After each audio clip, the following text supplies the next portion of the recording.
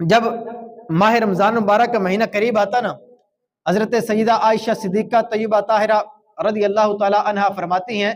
کہ نبی کریم علیہ الصلوۃ والسلام عبادت پر کمر باندھ لیتے تھے، لیکن ہمارے ہاں کیا ہوتا ہے کہ جس کا کوئی کاروبار ہے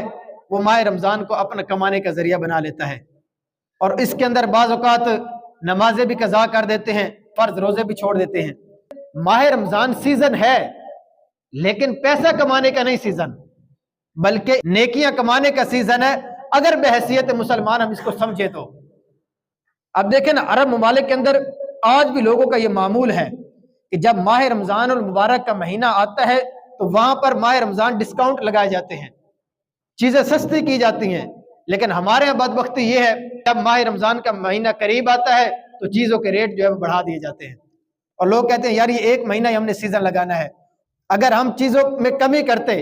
ان کے ریٹ تھوڑا کم کر دیتے، اللہ تبارک و تعالیٰ نے مال دیا ہے، غریبوں کی مدد کرتے، وہ بھی ہمارے ساتھ ماہ رمضان کی جو ہے وہ خوشیوں میں شریک ہوتے،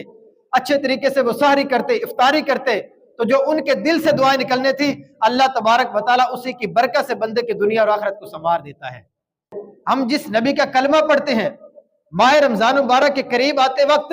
وہ نیکیوں پر جو ہے وہ کمر باندھ لیتے، لیکن ہم مال کمانے پر کمر باندھ لیتے ہیں، یہ سیزن ہم نے لگانا ہے۔